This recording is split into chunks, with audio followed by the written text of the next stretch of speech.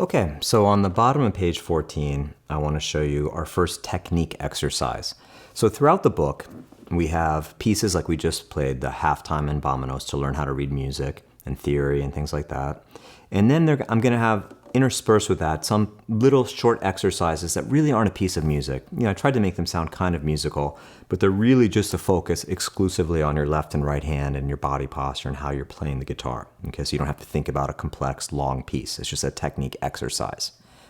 So what this talks about is, you'll notice the entire piece here is just from F to G. Again, disregard the chord symbols above the melody. So it just goes F, G, F, G, F, G, F, G, okay? Now, what I want you to force yourself to do is when you play the F and you go to the G, leave the F down. Do not lift up the F, okay? And what this is going to force you to do, you'll notice that my finger is a little bit on the edge, like I mentioned, a little bit on the side here. That's okay. But what I don't want you to do, this doesn't make sense, to go F, G, F, G. That makes no sense. So when we play notes on the guitar, when we're going from an upper, often we leave the lower number digit finger down the entire time, right? Can you see how I'm leaving my first finger down the entire time?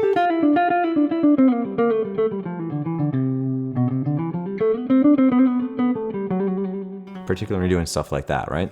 So here as I'm going F to G, the reason why I want you to do this here also is it's a great technique exercise for stretching your fingers out.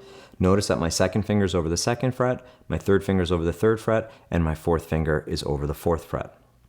Okay, so more advanced people, you can do things like this. You can go E, F, F sharp, G, G sharp, right? Remember the F sharp is the same as a G flat, or the G sharp is the same as an A flat, but you can just do it without thinking about the note names as well. You can just go.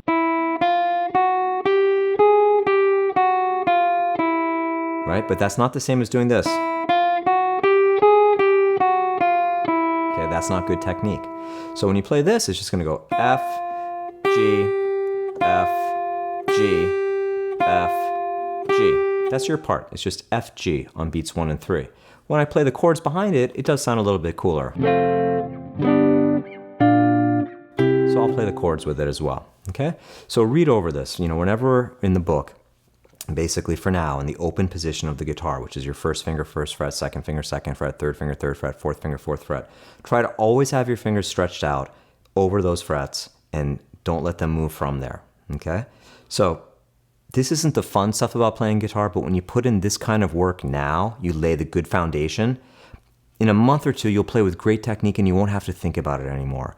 But these first few weeks, it's so important that you think about this stuff even more than, you know, making music. Still have fun with your own songs or whatever you're working on, but really, really hold yourself accountable to working with a mirror, video yourself, look at how your technique looks, okay?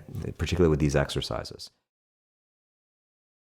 So when you look at my left hand, it's just gonna look 2, 3, 4, 1, 2, 3, 4, 1, 2, 3, 4, 1, 2, 3. That's the way that goes. But let me play the chords behind you so you have something fun to do it with, okay? 1, 2, 3, 4. 2, 3, 4, 1, 2, 3, 4, 1, 2, 3, 4, 1, 2, 3. Okay, so that's how that would sound. You'd be playing the melody on top of that.